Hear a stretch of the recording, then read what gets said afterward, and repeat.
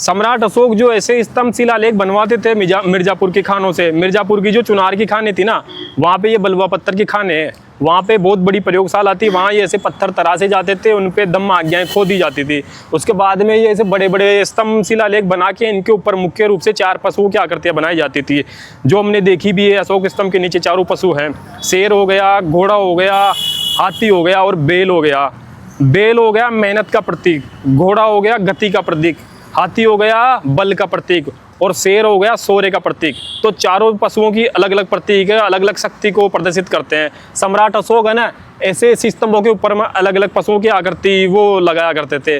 17वीं शताब्दी में इतिहासकार विलियम फिंच ने इसके ऊपर देखा था कि एक ग्लोब है और आधा चांद है, हो सकता है वो फिरोज तुगलक ने लगवाया हो। बाद में फर्रुखसियार के टाइम में ये शिकारो जी, जहाँ पे भी वर्तमान में कमला नेहरू रिज के ऊपर ये मौजूद है, यहाँ पे बम विस्फोट हो गया था, मतलब बारूद में आग लग गई थी, तो शिकारो जी टूट गई थी। ये उसके ऊपर ही लगा हुआ था उस टाइम में, तो ये टूट गया था। इतिहासकारों ने ज़्यादातर यही बताया कि इसके 6 टुकड़े हुए थे, लेकिन इसके टुकड़े हुए थे असल में 7। 6 टुकड़े यहाँ पे मौजूद है आज भी, 1 2 3 4 5 6 टुकड़े इस पे लगाए हुए हैं वर्तमान में। आज 7वां टुकड़ा यहाँ पे नहीं है। अंग्रेज भी बहुत बुद्धिमान लोग थे, इन 6 टुकड़ों को यहाँ पे छोड़ गए, लेकिन 7वां जो सबसे छोटा टुकड़ा था 2 फीट का, उसको वो इंग्लैंड लेके चले गए, जो ब्रिटिश म्यूजियम में आज भी मौजूद है। और उसके ऊपर लिखा हुआ है यम धम्म लिपि, मतलब ये जो शिलालेख स्तंभ लेख लिखवाते थे सम्राट अशोक, वो धम्म लिपि के अंदर लिखवाते थे। तो अंग्रेज बड़े बुद्धिमान थे। पूरा शिलालेख मौजूद है, लेकिन जो इसका सार है इस स्तंभ शिलालेख का यम धम्म लिपि, वो आज भी ब्रिटिश म्यूजियम में मौजूद है। बहुत सारे इतिहासकार समझ नहीं पाते, इसे ब्रह्मी लिपि के पुकारा जाता है, लेकिन ये शिलालेख धम्म लिपि में लिखे गए। इनकी भाषा पाली है। शुरू में जब 1837 में जेम्स प्रिंसेप ने दिल्ली टोपरा स्तंभ शिलालेख का ट्रांसलेशन किया ना, तो पंडित कमलकांत जी उनके साथ में थे। तो जेम्स प्रिंसेप ट्रांसलेशन करते थे, इनका बोलते थे 8-10 बार। तो पंडित कमलकांत जी जब सुनते थे तो वो बोलते थे, अरे ये तो संस्कृत के अंदर है। क्योंकि उस टाइम पाली को कोई जानता ही नहीं था, तो संस्कृत के नाम से दस्तावेज कर दिया गया उनको।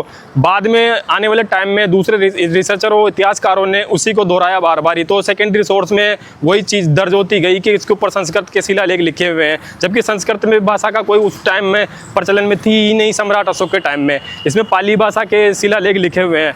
सम्राट अशोक का जो बेराट वाला शिलालेख है, उसमें पाली भाषा का स्पष्ट जिक्र है, पलिया यानी उसका शब्द का जिक्र है बेराट वाले के अंदर 7 किताबों के साथ में।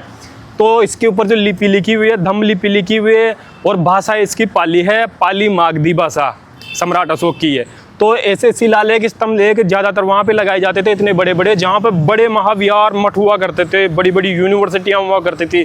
और मौर्य काल पूरी दुनिया का सबसे बड़ा यूनिवर्सिटी का काल है, बड़ी बड़ी यूनिवर्सिटियाँ बनाई गई उस टाइम में। आज हम लोग सोचते कि नालंदा गुप्तों के काल में बनी है, लेकिन नालंदा तो मौर्य काल में बन चुकी थी। पूरी दुनिया के अंदर सम्राट अशोक धम्म फैला रहे थे, तो वो नालंदा से ही चलता था।